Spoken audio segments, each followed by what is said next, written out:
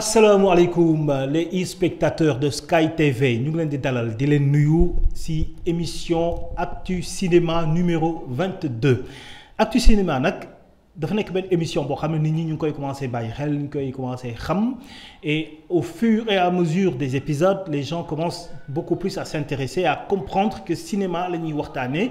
Il y a eu beaucoup de numéros yu fi jot a jàll et on voit que c'est accueilli de la plus belle des manières et de plus en plus mieux et avec beaucoup plus de compréhension de la part du public. Nous vous remercions pour vos nombreux partages, vos commentaires, vos likes et vos abonnements. Numéro 22 de Actu Cinéma dafa nekk benn numéro bu spécial parce que on va parler de tout à fait autre chose. On va vraiment parler cinéma, on va vraiment parler de technique parce que Actu Cinéma li ko tax a jóg mooy comme son nom l'indique, actualité du cinéma. On parle de ceux qui font le cinéma, on leur tend le micro, la caméra pour qu'ils nous apprennent, pour qu'ils nous expliquent, pour qu'ils nous enseignent. Donc critique yi boo xoolee lu tuuti lay doon ci Actu Cinéma normalement c'est juste 1%, n'est-ce pas, de nos ambitions dans Actu Cinéma. Aujourd'hui, nous avons l'honneur, le plaisir de recevoir sur ce plateau un réalisateur. Il va nous dire c'est quoi un réalisateur, il va nous définir son métier. Nous avons le plaisir de recevoir Abdou Lahat Wane. Abdou Lahat, ñu ngi lay nuyu. Merci vraiment de nous recevoir ici aujourd'hui. Et puis ñoo ngi nuyu internautes yëpp di seetaan de plus en plus sa émission yi ngay def fii. Merci. Alors Abdou Lahat, on va un peu parler de votre filmographie déjà pour que ceux qui ne vous connaissent pas en tant que réalisateur parce que vous êtes derrière la caméra tout le temps. Alors s'il y a quelque chose qu'on a omise comme ça yow mën nga ñu compléter si comme li ñuy wax ci CV bi. Filmographie, c'est comme le CV du réalisateur ou de l'acteur. Tout d'abord, on vous a d'abord découvert avec Tundu Wundu, la saison 1, la saison 2. Tundu Wundu, c'est la saison 2 qui a remporté l'étalon du Yeninga pour la meilleure série. C'était en 2017, aux côtés de Alain Gomis, qui a remporté l'étalon du Yeninga de Félicité. Ensuite, vous êtes revenu dans la réalisation de Renaissance. N'est-ce pas, Renaissance, vous avez réalisé une partie dans laquelle j'ai joué. Voilà, donc vous avez réalisé les 5 premiers épisodes, si on ne se trompe. Ensuite, on vous a encore découvert dans la réalisation dans la production, la réalisation de cette grande série Dérapage, que j'appelle ma série école. Ma série préférée. Ah, effectivement, nous sommes honorés pour ça. Alors. Donc, pour revenir un peu par rapport à ma filmographie, bon, déjà, je vais faire une précision. C'est-à-dire, moi, je connais plus l'audiovisuel que le cinéma. Okay. Donc, des fois, les gens, ils font l'amalgame entre ce qui est cinéma et ce qui est audiovisuel réellement. Donc, je ne suis pas très bien placé pour parler de cinéma parce que c'est un autre type de travail beneen liggéey la beneen niveau la beneen concept bokkul ak lu ñuy defee série tous les jours. Donc j'ai commencé mon premier film c'était disons un long métrage ou bien un téléfilm mooy tuddoon Justice Divine boobu la ñuy def avant Tundu Wundu. En fait c'est dañ ko tourné ba pare et puis on était confronté à une difficulté de dire ok benn unité benn film est-ce que on peut s'en sortir, est-ce que dinañ ko mën a rentabiliser. Donc on a pris base u film de 90 minutes boobu ñu bindaat ko loolu moo jur la première saison de Tundu Wundu. Donc on a fait la première saison, ensuite une deuxième saison qui a remporté le FESPACO en 2017. Bon, je reviens un peu ci benn anecdote. Donc production première saison Tundu Wundu nous a pris presque 3 ans à faire. 3 ans. 3 ans de tournage, 3 ans de préparation. Non, 3 ans de tournage. Donc la saison a duré 3 ans. Pour la produire. Parce qu'on était sur fonds propres, donc ce qu'on faisait, à mon avis, il y a les publicités, les clips, les autres choses. Mais puisque c'était un groupe d'amis, donc les week-ends, on se retrouvait de temps en temps. On fait quelque chose. On fait des séquences, si on avait un peu plus d'argent, le week-end, nous programmer, ainsi de suite. Non, et ça nous a pris presque 3 ans à produire. Donc, la série a été produite avant d'être diffusée. Ah, bien sûr. C'est ce qu'on a toujours fait jusqu'à présent. Donc, parce que ça te permet d'avoir quand même une certaine maîtrise et puis une certaine préparation. Parce que des fois, mais bon, je sais que c'est la réalité. À un moment, il faut que nous adapter au lolo. Mais quand même, ce qui est mieux, ce qui est plus confortable, c'est que nous avons temps pour concevoir, en temps pour faire ses décors, en temps pour trouver le bon casting, en temps pour faire une bonne post-production. Donc, c'est important. Parce qu'aujourd'hui, ce qu'on voit, c'est qu'on tourne pendant qu'on diffuse. Parfois, on est même rattrapé par la diffusion. Ça vous est arrivé, ça ne vous est jamais arrivé? Non, nous, jusqu'à présent, on a toujours eu de l'avance et ça nous a même servi. Parce qu'à un moment, par exemple, quand il y a eu le Covid, beaucoup de gens étaient un peu inquiets. Mais nous, on avait quand même un peu de marge. C'est vrai qu'il nous est resté peut-être l'équivalent de 2 épisodes à tourner qu'on a pu faire un peu après. Pendant le Covid, on a fait doucement avec l'équipe réduite. Aujourd'hui, tu es plus dans l'audiovisuel. Alors que, quelle est la différence? Parce que moi, ce que j'ai toujours soutenu, tu vas me dire si je me trompe, ce que j'ai toujours soutenu, personnellement, moi, que ce soit les séries, que ce soit les sketchs, n'est-ce pas? Tout fait partie de la famille cinématographique. C'est aujourd'hui, peut-être que nous avons dissension, séparation. Ça, c'est du cinéma, ça, c'est des séries. Vous êtes d'accord avec moi ou il y a une... Non, les Sénégalais, on fait toujours l'amalgame, mais pour moi, c'est 2 choses complètement différentes. Parce que déjà, à la base, c'est écriture, beaucoup. C'est-à-dire, comment tu vas écrire un long métrage, c'est différent comment tu vas faire un truc épisodique. Parce que épisodique, tu es obligé de tenir en haleine les gens, épisode par épisode. Donc, beaucoup avec schéma, c'est juste pour 1 heure de temps, 1h30, tu vas voir. L'autre chose aussi également, moi, c'est le type de consommation qui fait la différence. Je dis, pour regarder un film de cinéma, tu es mis dans les conditions pour regarder. C'est-à-dire, tu es dans une salle noire où tous les détails comptent. Donc, même faut Disney, la caméra parle beaucoup. Il y a beaucoup d'illustrations. La caméra seule, même avec du silence, peut raconter une histoire. Ce qui n'est pas possible en série. Parce qu'en série, si on voit, on n'est pas dans les conditions pour regarder religieusement une série. Tu regardes une série en famille, les enfants sont là, tu dois aller à la cuisine, revenir, ainsi de suite. Donc, il n'y a pas le même niveau de concentration. Une différence d'univers dans lesquels nous sommes lorsqu'on regarde la série ou le cinéma. Donc, si tu fais une série très cinématique, ce sera difficile à regarder. Une série très cinématique, difficile à suivre. Parce qu'il suffit d'aller boire un jus à la cuisine, tu as raté l'histoire. Et réalisation. Tu as fait, tu as appris, tu as suivi la réalisation. C'est-à-dire aujourd'hui, on pouvait appeler Abdullah Khatouane à réaliser, par exemple, La Pirogue, ou bien il va réaliser Frontières, il aurait réalisé, par exemple, Félicité ou autre chose. Oui, c'est possible. Mais je veux dire, concrètement, ce que j'ai eu à faire jusqu'à présent ne rentre pas encore dans ce cadre. Dans le cadre cinématique. Peut-être qu'avec un peu plus de... Inch'Allah. Inch'Allah, peut-être et je pense que progression naturelle, soit c'est comme si nous, je veux dire, on a commencé par faire des clips, ainsi de suite, on a progressé. Bon, je suis réalisateur autodidacte, mais en réalité, je suis monteur de formation, au fait. Ma vraie formation, c'est le montage. J'ai eu écho de ta réputation d'un grand étalonneur. Exactement. Donc, j'ai jamais fait de formation de réalisateur en tant que tel. J'ai appris sur le tas. Mais en ce qui concerne le montage, je l'ai appris normalement. L'étalonnage aussi, je l'ai appris normalement. C'est un cadreur, Doudou, que je salue parce que j'aime dire les noms des techniciens, un peu leur palmarès.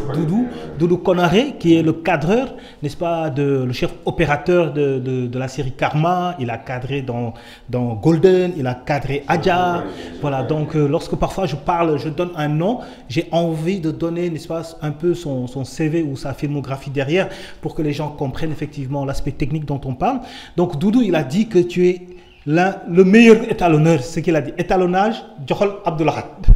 Ah, j'en suis honoré alors, j'en suis honoré, mais il y a aussi d'autres gens qui font un peu d'étalonnage ou autre chose, surtout dans la publicité, autre chose. Mais bon, par chance, je suis aussi producteur, donc il y a des produits sur lesquels je peux m'exprimer.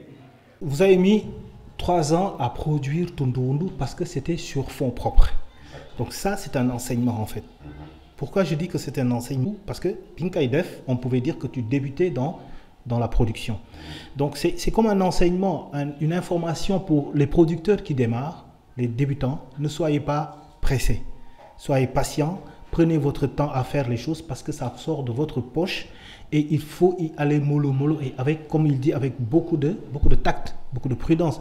Alors, comment vous est venue l'idée de Tundu Wundu? Bon, l'idée de Tundu Wundu, au fait, c'est un groupe d'amis qui sont devenus des amis entre Moussa Diallo, Zibo Matar Sall. Moussa Diallo, c'est l'acteur principal. De Tundu Wundu, qui en est aussi le scénariste. C'est le scénariste de Dérapage aussi? Oui, c'est le scénariste de Dérapage également. Donc, depuis quelques années, on fait tous les projets presque ensemble. Matar Sall aussi, c'est un assistant réel, script. Wow. Il a travaillé avec vous. Matar Sall aussi, c'est mon bras droit, quoi. Mon bras droit. Et s'il ne vient pas, la machine ne tourne pas. Oh, ouais, c'est ça. Parce que on va venir même, vous allez nous parler même de l'apport de l'assistanat, c'est-à-dire de l'assistant réel, n'est-ce pas, sur un projet. Parce que je vois que maintenant au Sénégal, dans les séries, hein, même les séries comme il est faites sur fond propre, les gens insistent beaucoup sur ce poste-là. Ils ont des assistants réels à chaque fois parce qu'ils se rendent compte de l'importance. Vous allez nous en parler, vous qui êtes réalisateur. Alors, le projet... Au début, c'est l'idée originale de Moussa Diallo. Moi, à ce moment-là, je faisais plus dans la publicité, autre chose. Mais quand même, à travers certains de mes déplacements, je travaillais beaucoup à ce moment en Côte d'Ivoire. J'avais un ami producteur aussi qui était en train de produire une série Classe A. Je pense que... Classe A, ouais. Donc, au début, je n'y croyais pas trop parce que c'était un truc que je ne connaissais pas. Mais je l'ai vu réussir quelque chose là-bas avec Classe A. C'était en 2009, hein, je pense. Donc, dès que j'ai vu le scénario de Tundu Wundu, j'ai dit, tiens, peut-être que maintenant, il faut que moi aussi, j'essaie de faire un truc aussi au Sénégal. C'est vrai que ce n'était pas la même époque, ce n'était pas les mêmes moyens de diffusion, ainsi de suite. En 2009, peut-être YouTube s'est développé ou non, quoi. Donc, j'étais obligé d'y aller mollo, le temps que le marché gagne l'air, quoi. Parce que gars, d'habitude, il parle de origine, départ aux séries sénégalaises. Les gens parlent plus de Café avec. Mais à l'origine, si tu dis 2009, ça veut dire que Tundu Wundu est apparu bien avant Café avec. Les origines d'une série, moi, le temps de Nandité, je pense que nous avons tourné Café avec ça. Les gens ne le savent pas. Mais bon, puisque ça a pris un peu de temps, on a été diffusé en 2013. De 2009 à 2013. Ben, nous avons tourné. Même Moussa, il faisait des allers-retours. Après, nous avons Café avec dem tourner. Donc, okay.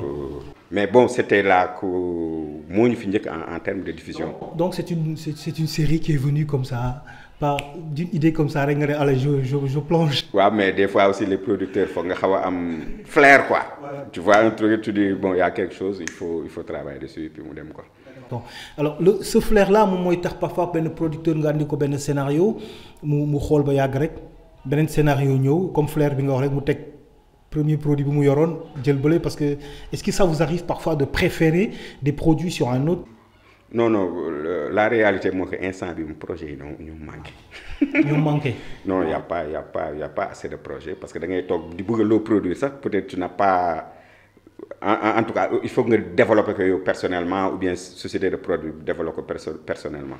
Donc, il n'y a pas encore... Il faut que nous ayons une carence de produits frais à produire. Je pense, hein, moi, je n'en reçois pas. Et pourtant, les X-Guys, il y a des productions à foison, c'est-à-dire on produit tout le temps, il y a des séries qui sortent, etc. Bon, on devrait penser plutôt à Abdoulahad. Pourquoi pas un appel à proposition de scénario? Ok, le vrai problème qu'on a au Sénégal, moi, on en parlait tout de suite, hein, c'est-à-dire quelqu'un, il a juste une idée, il te dit que j'ai un scénario pour faire une série. Alors que peut-être les étapes d'écriture de def Bible, une société de prod, bon, si vous voulez développer tous les projets, pour 1 an, 2 ans, c'est une perte de temps et beaucoup d'investissement également. Donc, je fais un appel à projet. Nous sommes mooy d'avoir qu'on nous présente un dossier fini écrit normalement avec la Bible et tout ce qu'il faut. Si c'est bon, c'est validé, loolu day yomb produire, yomb avancer quoi. Mais si ça vient juste d'une idée originale, ouais, moi je suis étudiant, j'ai écrit un truc, moi je suis chroniqueur, un truc, mais je veux dire qu'ils ne se rendent pas compte qu'il y a un travail colossal. Il faut plus de formation, que les gens, tu peux avoir une bonne idée, mais des fois, bonne idée, il y a des étapes de développement qu'il faut faire pour que nga koy tourner. Donc, doo am temps toujours en tant que maison de production parce que tu cours derrière l'efficacité, derrière lu gën a gaaw, ainsi de suite. Donc, lu ñu bëgg mooy un truc clé en main. On regarde si ça nous plaît, on produit. Si on sent que ça va marcher, on produit. S'il y a un peu d'adaptation à faire, aussi on produit. Mais d'habitude, idée générale, qu'est-ce ne suffit pas. Il y en a des biens, mais qui demandent beaucoup d'efforts, beaucoup de travail. Donc, l'uni bëgg mooy un truc déjà bouclé où on voit et puis c'est bon, on trouve les partenaires, on essaie de tourner. Alors, les bu ñu jógee foofu ñu ñëw si dérapage parce que je crois après Tundu Wundu da nga dem il y a Renaissance. Oui, Renaissance c'était une commande, c'était pas ma production, j'ai été recruté comme un réalisateur quoi. Donc il y avait moi et Hubert là-bas. Moi j'ai réalisé les 5 premiers épisodes et Hubert a fait les 5. Hubert Labandaw. Le Hubert Labandaw, grand Hubert. Oui moom def naa réalisé na est-ce que Dakar Trottoir moo ko réalisé woon voilà et léegi ñu ñëw ci dérapage. Qu'est-ce que représente dérapage ci sa carrière? Dérapage, je pense que c'est la production la plus importante pour moi. Parce que c'est une production boo xam ne contexte yu ñu ko defee yi ak objectif yu ñu si amoon yi moo changé. Donc à un moment c'est vrai que j'ai fait la deuxième saison de Tundu Wundu, je l'ai fait avec une chaîne étrangère et ainsi de suite en français. Donc j'avais l'impression de m'être égaré un peu. Comment ça? De m'être égaré, moi, la satisfaction qu'on a, c'est que d'être vu par notre public d'abord. Bon, malheureusement, bon, c'est pas passé au Sénégal jusqu'à présent. Ça fait son job, hein, parce que ça nous a permis de gagner le FESPACO. Ça fait son job. Mais bon, moi, j'avais une insatisfaction au niveau de l'engouement populaire de jox ko les Sénégalais au fait. En fait, en d'autres termes, yow da nga yëg ne Sénégalais yi jotuñ ci. jotuñu si waaw dama yëg ne Sénégalais yi jotuñu si parce que déjà langue bi tu tournes en français rek tu exclus beaucoup de gens c'est pas bien et puis diffusion bi d'habitude chaîne locale yi la nit ñi di gën a suivre. Wala YouTube même YouTube c'est pas sur YouTube même YouTube accessible donc regret là amoon ma ne bon ok d'accord cette fois-ci je vais faire dérapage ma delluwaat ci li ma njëkkoon def si Tundu Wundu 1. li ñu ci bëggoon waaw ma delluwaat ci from zero from le Sénégal et puis ça doit influencer le monde mu nekk ne produit bi Sénégal lay jógee ñu defar ko wolof comme première saison bi ñu suñ koy doubler en chinois en japonais c'est possible parce que première saison Tundu Wundu doublé nañ ko français. Doublé nañ ko anglais les gens ne le savent pas mais par exemple même dans beaucoup de plateformes anglophones Afrique du Sud tout ça là mooy foofu donc c'est pas un problème. Donc yow tund nga ñëw ci dérapage nga def dérapage nee nga da nga ñëw dellu si waat comme ni nga bëggee woon par exemple Sénégalais yi jot si. nga créer dérapage mais dérapage on a plein de choses yu ñu ci war a mën a waxtaan parce que déjà les acteurs principaux sont des acteurs pour certains inconnus. Ils sont pas nombreux déjà, les acteurs ne sont pas nombreux, ce qui est extrêmement important parce que bind benn scénario avec des acteurs réduits, ça demande beaucoup de réflexion. Après sànni xeer yi nga mos posé waat question ma tontu la. Bien sànni xeer la. Non des fois am na ay kii yu ngi doon flèche yu ngi doon après. Après nga wax ma répondre la. Mais c'est clair, on va certainement y revenir parce que léegi en fait y avait pas beaucoup d'acteurs. Donc réflexion bi c'est sûr que ça doit être plus pointu parce que xalaat la donc c'est déjà une prouesse que l'on peut se considérer. Deuxièmement il y a des acteurs nouveaux.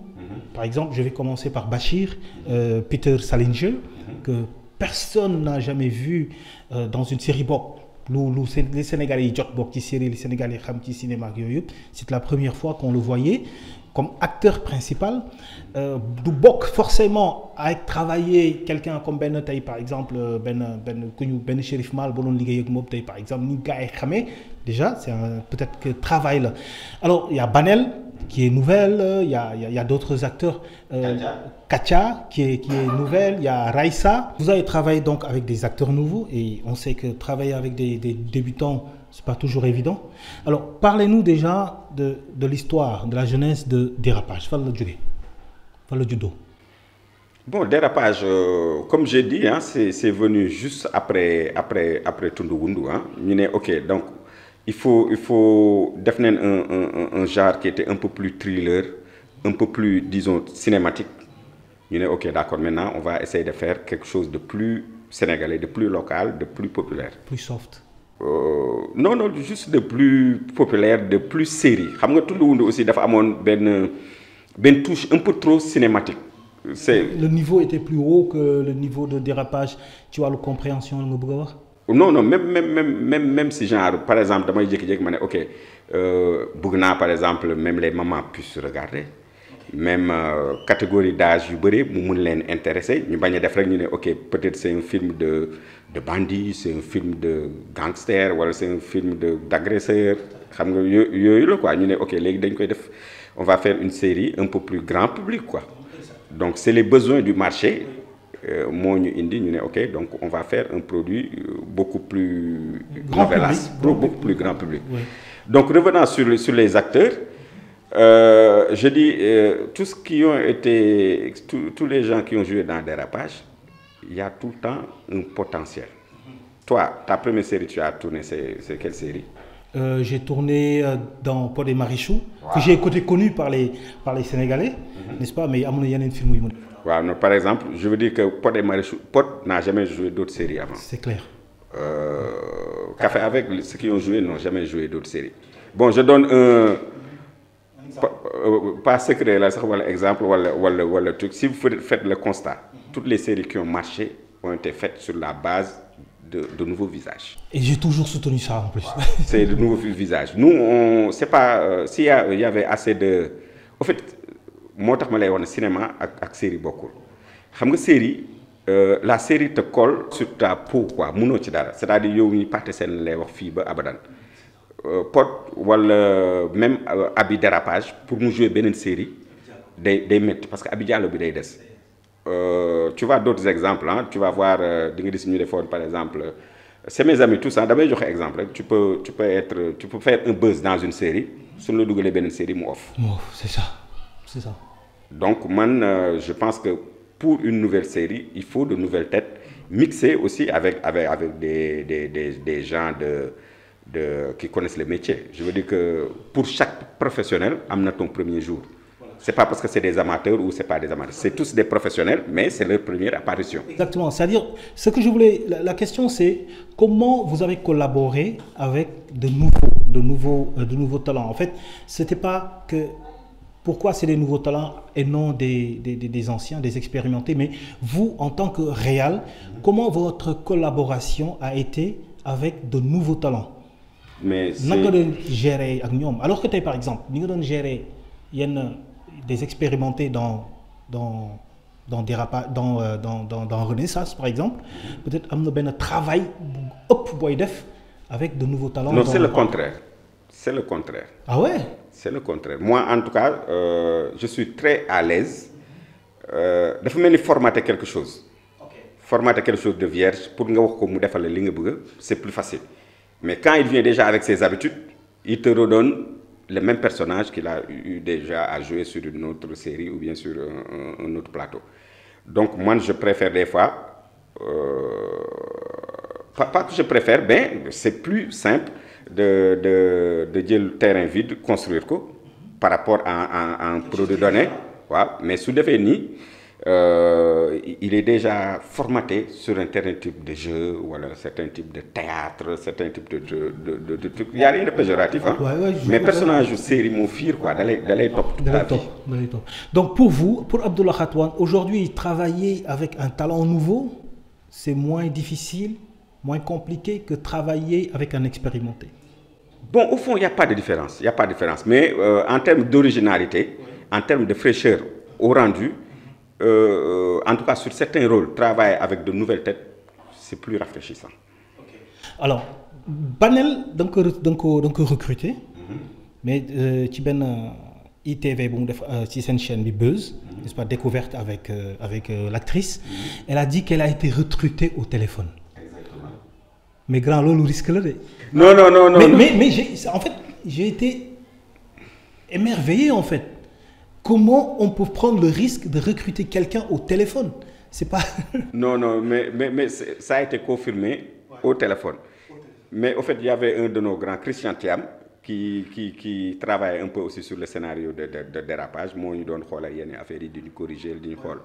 Donc moom moo xam Banel au fond. Moom bu muy corriger mu ne ma laxaat je pense que j'ai trouvé Binette.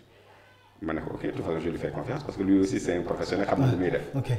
Donc j'ai parlé avec Banel. mu yónnee ma quelques vidéos mu defal ma quelques tests ma ne non kii moom elle est tellement à l'aise dans ce qu'elle fait que non elle sait faire elle va pouvoir faire lu mu koy laaj amul benn problème. Genre casting en ligne nga ko def. waaw avant Covid bi la woon. mais c'était télétravail.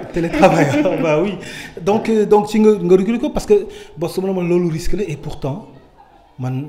Lorsque je regarde la série Dérapage, parce que raté wu ma benn épisode, c'est vrai qu'à cause du travail di nga am ay épisodes yoo tëb benn wala ñaar mais tu te rattrapes. Banel dama ko seetaan mooy comme ni wax c'est le genre de personnage boo koy seetaan da ngay wëriwaat ban séquence la nekk pour nga seetaan ko alors que c'est une nouvelle. Donc vous avez trouvé un potentiel chez elle. bi nga ko xoolee xam nga ne kii li may wut mi ngi ci moom déjà. Il faut juste le ressortir. def ko adapté ko à personnage bi nga bëgg. ñu ñëw ci Abi Diallo. Parce que Abi Diallo c'est comme une Jalika en fait dans la série Maîtresse d'un homme marié ou dans Renaissance. Abi Diallo mooy ki nga xam ne man je la regarde je trouve qu'elle joue juste. Exactement. Elle en fait pas trop, elle en fait pas moins. Abi Diallo elle a joué dans c'est Khadija Sall. Khadija Sall, elle a joué dans Mbëbës, Terreau de l'espoir. Seetaan naa ko ci à part d'autres shootings publicité et cetera. Abi Diallo moom est-ce que mën nga ñu expliquer le personnage d'Abi Diallo parce que on va revenir même sur le personnage d'Abi Diallo mooy déjà nan nga ñuy définir les Abi Diallo bi nga koy créer personnage boobu. Bon on l'a créé en team c'est pas moi personnellement c'est en team. Mais au fait, même genèse de Dérapage, je reviens un peu sur ça. Au fait, le fond de Dérapage, c'est le constat. Pourquoi il y a autant de divorces dans notre pays pourquoi il y a autant de divorces donc on a essayé d'analyser, de voir un peu comment marche la société. On s'est dit que am na benn cause de divorce mooy boo xam ne nit ñi duñu am jot temps xamante bu baax balaa ñu siy dugg. Donc da ngay gis benn nit nga am pression sociale wala nga am tel egg nga benn âge mënatoo xaar gars yi de dépression nga dem nga dugg ci. Donc Abi Diallo moi je pense c'est l'ambassadrice man en tout cas beaucoup de femmes m'ont interpellé ne Abdoul Ahad yéen dafa mel ni sama histoire ngeen jël. Non au fait c'est aussi ça Dérapage parce que Dérapage ñun bëgguñu woon def rek benn série boo xam ne c'est juste du divertissement mu am foofu. Je veux dire que y a des réflexions, il y a nit ki dara lu mu ci mën a jëlee ainsi de suite. Sur le Dérapage cas où Abi Diallo il y a énormément de femmes qui vivent la même chose. Qui se retrouvent dans Abi Diallo. Wow. Donc c'est extrêmement difficile pour une femme indépendante d'avoir une vie sentimentale ou bien une vie de couple épanouie. C'est très difficile parce que le plus souvent c'est des conflits d'intérêts mënoo xam ki la bëgg réellement wala autre chose. Donc c'était un peu le cri de cœur de certaines femmes que j'ai vues, que j'ai connues, moom la ñuy jël transcrire ko ci Abi Diallo et il y en a des milliers. Il y en a des milliers, ouais, parce que tout le monde se retrouve dedans. Alors, mon Abi Diallo, on va se laisser emporter par le scénario, dans l'histoire, hein, dans l'histoire. C'est-à-dire, je parle pas écriture, mais dans l'histoire. Je me laisse emporter dans l'histoire parce que man dama dem ci biir mais Abi Diallo. Mais attends, c'est-à-dire même la manière pourquoi tu es allé, c'est-à-dire li ngay wax ci jigéen ñi, elle tombe amoureuse trop facilement. Et Abi Diallo, c'est ce qui lui est arrivé en fait lorsqu'elle tombe sous le charme d'un Bachir, alors que Barki Dembo Ndiaye, elle a surpris son copain, il est marié ou il l'a trompé, en tout cas, il lui a pas dit la vérité. 2 jours ou le lendemain, elle tombe. Donc elle avait le temps elle a eu le temps de réfléchir, de comprendre effectivement la moderne bagne. Nekke gis nga li ma doon wax a ngi nii. Dal naa ci waa joo xam ne nekk day fen. La veille, elle est allée sauver une dame qui allait se suicider, qui est jouée par Fatou Jupiter Touré. Elle est donc pour moi Abi Diallo est assez intelligente et assez cultivée et assez elle comprend parce que am na benn blog Mousso. Mais elle va tomber rapidement sous le charme de Bachir. Elle n'a pas pris le temps de faire attention, de réfléchir, de xool-xoolaat, n'est-ce pas? Et le lendemain, même la nuit, mu dugg ci Instagram ou Bachir, il y a pas de refus en fait, grand. Non, mais kaay ñu wax notion de temps qui te dit que par exemple Betty et le truc c'est le lendemain. Non, si je dis lendemain, c'est-à-dire je compte pas 24 heures, 48 heures en fait, mais c'est-à-dire tout de suite, on n'a pas vu entre-temps Bachir Abi Diallo en tant qu'intelligente mu toog mu ne bon xaaral ma tey mu def benn test de Bachir peut-être. Non, mais au fait cascade d'événements yi soo ko suivre di nga gis ne c'est tout à fait logique xam nga lu tax. C'est-à-dire par exemple moom déjà si background famille am son parcours dafa am toujours benn affaire bu mu jàppee góor yi donc lu ko beau-père def lu seen papa def ainsi de suite. Elle a toujours été déçue par les hommes. Ouais, toujours été déçue par les hommes. Maintenant ce qu'il faut dire c'est que sa maman a joué vraiment mooy virage bi et peut-être non remarqué ngeen ko gis ngeen des indices là c'est-à-dire pression bu mu am instant T boobu. sëy jëkkër. Et sa petite sœur qui est déjà enceinte aussi. Ouais. Ne fait qu'accroître sa pression. Et puis exclusivité am na tamit benn côté bu ñu censurer un peu parce que moi je suis pas dans le truc de choquer mais tu arrives à 32 ans 35 ans. Je pense que les gens qui sont dans cette situation ont compris le message. Je veux dire qu'il y a beaucoup de filles aussi pour connaître la sexualité des fois dañuy précipiter yenn mouvements yi. Ok, l'autre chose mooy narration bi c'est pas aujourd'hui demain c'est Abi Diallo qui fait une narration. Il y a des événements marquants dans sa vie peut-être bu mu gisaatee Bachir c'est 1 mois après wala 3 mois après wala ainsi de suite. Ce qu'il ne faut pas oublier aussi mooy en fait c'est toujours le style de l'écriture. Bachir jusqu'à présent n'a bouffé un franc de Abi.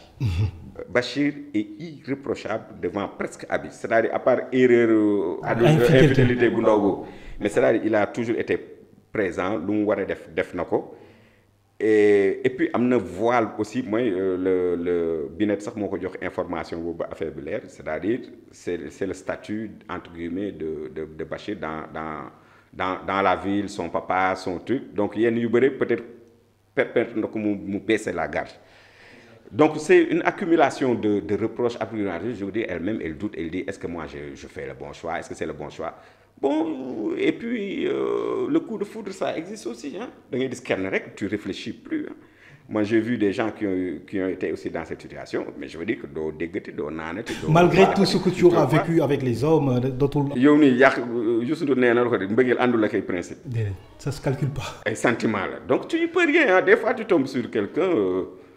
C'est le coup de foudre et tu baisses la garde mais vis-à-vis de Bachir entre Bachir et Abi en tout cas ce que Bachir montre à Abi jusqu'à épisode 11 wala 13 le commence à déconner mais réellement il est devant Abi il est irréprochable. Sur benn numéro bu mu defoon sur Dérapage lorsque je disais finalement soit j'ai raté quelque chose ou j'ai pas tout regardé mais finalement Bachir est innocent à part l'infidélité.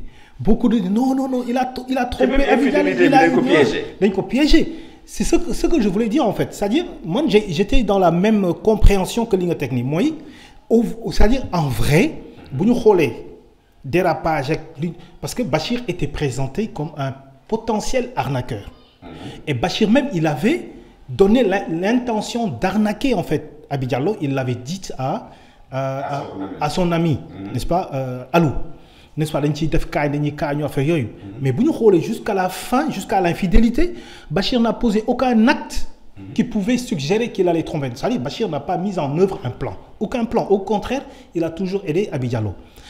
Raison pour laquelle, Taï, j'ai dit pourquoi Bachir ne mériterait pas une seconde chance. Parce que tout le monde disait waouh, Bachir Bahoul. Yaï dit, parce qu'à un moment donné, j'étais contre maman, parce que la mère, si je lui demandais, mais Yaï Boyo, l'année reproché Bachir, elle ne pouvait plus donner quoi que ce soit comme argument contre Bachir. Ok, donc dérapage, c'est profond. Donc c'est la complexité de l'être humain. Exactement. C'est-à-dire ce qu'on veut réellement au fond de soi et ce qu'on veut faire croire qu'on est ou bien qu'on veut. C'est-à-dire Bachir, si tu vois tout son parcours, Bachir, c'est quelqu'un de bien, mais il est contraint parce qu'il ne veut pas retourner en prison, il doit rembourser son argent, l'argent de Raissa. Donc c'est ça sa motivation. Au début même, c'était pour dire, ok, comme nous l'avons fait avec l'autre femme, c'est prendre l'argent et disparaître, mais aussi moom dafa ñëw devant Abi muy jigéen bu baax nit ku mu nopp moom it bon ñu jox ko même chèque en blanc jëliwu ko alors que xaalis moo ko taxoon jóg au début. Donc c'est une histoire de complexité vu kii la maman partition bu mu doon joué mooy la touche. Les mamans ont toujours du flair quoi qu'on puisse dire waxu mag du fanaan àll day guddee rek. Donc ça aussi c'est venu à partir d'autres expériences, d'autres trucs, c'est-à-dire nit ki dina bàyyante ak ay mbokkam à cause d'un amour. Mais à la fin de la journée, ce qu'on doit voir, c'est est-ce qu'il ne faut pas réfléchir, est-ce que jar na ko, est-ce que. Donc c'est pousser les gens à être un peu plus prudents. Donc Bachir, au fond, il est contraint de faire tout ce qu'il est en train de faire ou bien tout ce qu'il a voulu faire. Et Raissa arrive. Moom bëgg a tas dëkk bi. Raissa revient, on lui dit oui, il m'a arnaqué mes millions. Et après man li ma jaaxal ci Raissa moom man dama dem ba ne ko waa yow Raissa yow moom finalement cette femme là qu'est-ce qu'elle veut? Elle veut son argent ou elle veut Bachir? Elle invente un enfant qu'on n'a pas encore vu, peut-être saison 2. Elle parle de millions. Ba après taxaw naan Bachir tu m'appartiens doo dem sëy ak kenn. Non daf ko nopp. Fii pourquoi waxu ko? Non, mais c'est une question d'orgueil et de fierté. Exactement. Loolu moo ko jàpp rek. Waaw. À un moment bañoon na ko. Mais là encore au début quand elle venait d'arriver, c'était jox ma sama xaalis ma ñibbi. Waaw. Bëggatul woon dara. Exactement. Mais ce qu'elle ne pouvait pas tolérer, là vous l'avez vu, vous l'avez décrypté, je pense. Ouais. C'est que mu jéem ko def ak cousinam. Ouais. Ba après elle est allée attaquer sa cousine, une innocente, ci laa ne kii dafa nobaate ba tey. Non, mais je veux dire xam nga yow mën nga ko def su nekkoon jàmbur peut-être mu bàyyi mu sedd.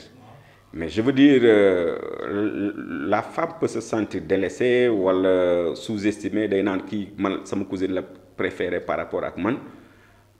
Donc ça amène des histoires de jalousie, de trucs. Donc c'est juste su nekkoon avec c'était pas sa cousine, je pense que Raissa day jël xaalisam.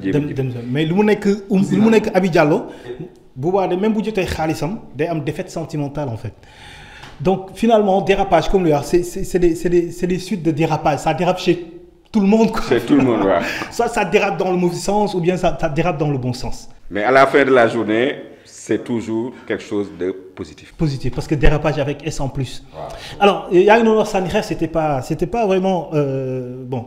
J'avais fait émis des critiques, hein. En fait, lorsque je dis que Sénégal, mon bon écrit, tic, tu vois, ça sonne mal, ouais, négatif. Mais alors, parce que j'ai regardé Bachir, je l'ai suivi depuis du début à la fin, et j'avais relevé quand même peut-être des choses peut-être à améliorer dans son jeu. Bon, j'ai dit alors surtout là où j'étais un peu plus choqué, touché, ce qui m'a un peu poussé à parler, c'est lorsque elle s'est tenue devant Abi Diallo. Abi Diallo sort de la clinique, de la salle de consultation. Il est là, il l'attend. On parle de grossesse, etc. Et là, il y a eu le mea culpa de Bachir auparavant. Il y a eu même ça, Abi Diallo a commencé à dire sa copie parce que pour attaquer Bachir. Est-ce que nous réfléchir un peu?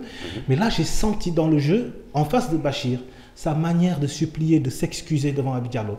Je n'ai pas senti ce que je voulais ressentir, c'est-à-dire cette culpabilité, ce mea culpa, cette excuse, ce romantisme, cette romance, cet amour-là, ce feu qui devait faire pencher Abi Diallo vers les excuses pour me battre. Ok, moi déjà, je peux en parler. C'est des histoires de goût et de couleur. Il y a des gens qui jouent, tel va te dire, ouais, le gars il interprète bien, il joue bien. Quelqu'un d'autre va te dire que moi, nous me jouer, il joue, nous me jouer néanmoins. C'est une question de sensibilité ou autre chose. Et l'autre chose aussi, une œuvre n'est jamais parfaite. Hein. Moi-même, sans signaler ou le beau, même pour d'autres acteurs, tu vois des jours où tu es moins en forme ou autre chose. Mais on ne peut pas caricaturer aussi le jeu, moi, celui qui crie, qui parle fort, on ne peut pas dire que ça, c'est le bon jeu. Moi, le bon jeu, c'est le jeu où tu regardes, tu oublies même que c'est un film. Tu oublies même que c'est une série, ça passe cool tellement que le gars, il est dans son lui. Donc, mais bon, là, c'est une histoire d'appréciation.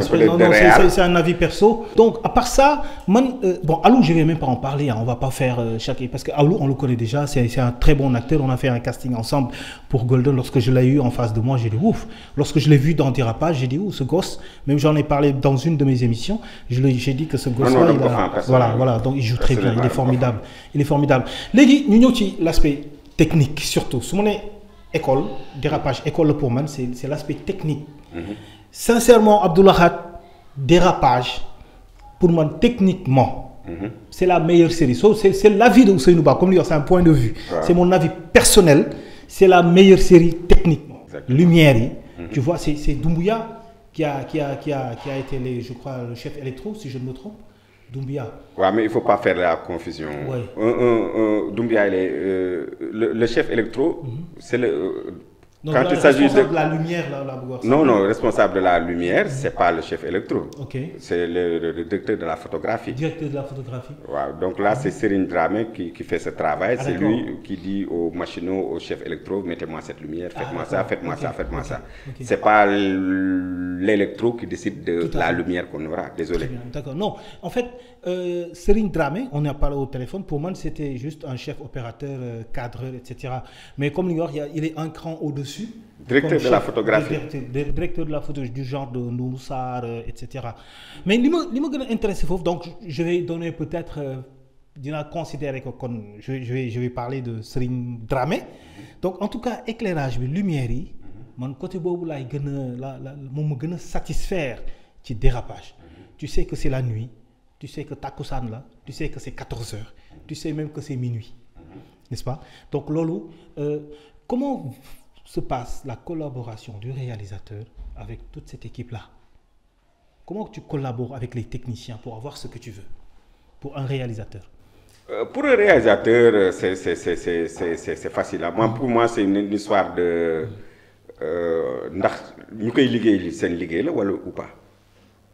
Ok. Ouais, je veux dire, dans notre équipe... modeste, c'est juste simple. Hein? Mais c'est-à-dire, tu vois presque à tous les postes, les chefs de poste, ils ont 20 ans, 25 ans d'expérience. C'est leur boulot. C'est leur vie. Ouais, c'est leur vie, c'est leur boulot. Doumbia dont tu parlais, je ne sais pas depuis quand, man bala may réaliser ça, il a fait tout. Donc pour faire son job, il le sait. Grand Lamine, il a je ne sais pas combien d'années, moi notre preneur de son d'expérience. Serine Dramé, il a je ne sais pas combien d'années d'expérience. Et c'est une même équipe, moi je travaille avec lui depuis aussi 20 ans, 20 ans, bientôt 20 ans. Donc c'est comme gagner un train qui vient à l'heure. Je veux dire, c'est parce que c'est fait juste par des professionnels. Et vous, modestement, quoi. Et vous avez fait la sélection, en fait. Vous avez cherché, vous avez trouvé. Parce que aussi, c'est pas comme nous la sélection aussi se fait par le réalisateur. Sélection de quoi? Sélection de cette équipe. Ouais, la formation de cette équipe. Mais il y a le fait de c'est une équipe, c'est pas seulement pour Dérapage. Hein. Même équipe, moi, def Tundugundu. Même équipe, moi, def les publicités qu'on fait au quotidien. Même équipe, moi, def les clips qu'on fait. Même équipe, moi, def toutes les productions de Buzz Studio. Vous faites comme tu fais que moi, j'ai pas les moyens. Et pourtant, je veux faire. Qu'est-ce qu'il me faut préalablement? Je suis un réalisateur qui n'a pas les moyens comme nous font propre. Qu'est-ce qu'il me faut pour avoir au moins le basique? Qu'est-ce qui ne peut pas manquer? Ok, tu parles du réalisateur ou bien du producteur? Du réalisateur. Réalisateur-producteur. Comme par exemple, moi, je fais négocier, je suis réalisateur-producteur. Je dis, ok, je n'ai pas les moyens qu'il faut. Parce que Actu Cinéma, c'est-à-dire pour parler juste plus à ceux qui n'ont pas assez de moyens. Mais nous, on n'a pas les moyens. Donc, qu'est-ce qu'il faut pour avoir le minimum de résultats, de bons résultats? Le minimum de résultats, c'est de travailler avec des gens qui connaissent le travail. Mais si tu peux, mais tey fay payer Serigne Dramé. Attends, c'est différent de payer quelqu'un qui a 1 an ou 2 ans de métier alors que kooku nga mën a fay. Non, mais dans ce cas, mais je pense que tamit nit ñi dañ koy man il m'est arrivé moi personnellement même des projets de court-métrage, de trucs, de faire le montage, de faire l'étalonnage. C'est pas que moi je pense qu'on a une équipe de gens qui sont généreux. C'est pas l'argent seulement qui fait rouler les choses. Moi je pense que tu peux les réunir, tu peux avoir, même au-delà de mon équipe, hein, je veux dire, tu as un bon scénario, un bon projet. Tu peux appeler un gars aux États-Unis, il lit ça, il dit je viens faire ça volontairement. Dis que le nerf de la guerre, en ce qui s'agit de création, muy film, muy série, c'est pas la technique. C'est pas l'aspect technique? Non, l'aspect technique day ñëw dolli rek. Man il m'est arrivé même par rapport à mon expérience, par rapport à mon travail, d'être scotché sur des petits films de Nollywood parce que l'histoire est forte. Donc moi je me dis que si l'histoire est bien construite, même si tu le tournes avec ton téléphone, les gens vont le regarder. Donc pour Abdou Lahad, là, le conseil c'est l'histoire. C'est d'abord l'histoire. C'est d'abord l'histoire. Tu peux amener Harry, l'histoire ne tient pas la route, ou bien tu amènes une plus grosse caméra, le décorateur ne fait pas son travail. Tu peux amener la plus grande caméra, les costumes ne font pas leur travail. C'est un tout. Si tu amènes une Harry, Alexa, LF, quoi qu'il arrive, alors que l'image ne sera pas jolie. Très bien. Donc, le point important, c'est l'histoire. Bien écrire son histoire. Même si tu tournes avec un téléphone, comme il le dit, les gens vont regarder. Écrivez vos histoires et réfléchissez à ce que vous racontez. C'est ça le plus important. Il y en a, même les vieux théâtres ou bien autre chose, des trucs basiques, simples. Tu es scotché. Alors, pour terminer, Abdou Lahad, on va faire un quiz. Et le quiz, c'est quoi? C'est à toi de nous dire ce qu'il faut. Juste ben aperçu, ben épisode de Négocier. Tu nous dis ce que tu en penses. Juste quelques secondes. Tu nous dis quel conseil tu nous donnes techniquement. Qu'est-ce qui te dérange, par exemple, dans l'épisode Négocier numéro 8. Alors, numéro 8, Négocier, épisode numéro 8. Moi, l'envie.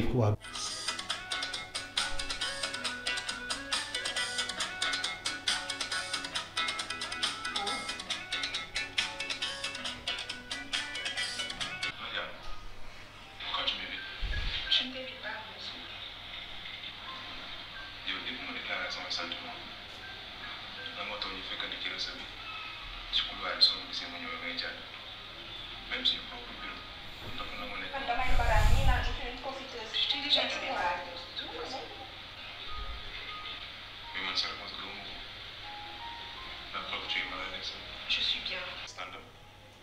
Ou bien il y a un boss des chantage employé. Et je suis l'employé. Tu dois me comprendre. Je suis dans une situation compliquée.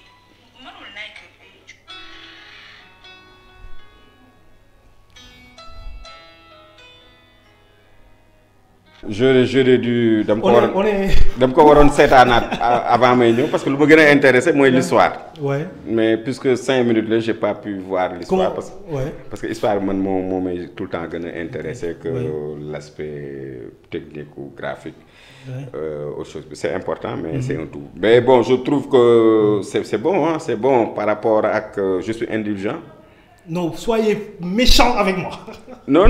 Parce que ça va nous aider à nous améliorer. Parce que c'est l'objectif. Moi, j'ai envie, parce que je le fais, hein. Je fais mon épisode, j'envoie ça à quelqu'un, à un monteur que je connais, mais je demande à tout le monde, je me renseigne. Est-ce que tu as vu mon épisode? J'appelle tout le monde. Non, moi, sincèrement, honnêtement, en étant du milieu, en connaissant les contraintes, je trouve que vous avez fait du bon boulot.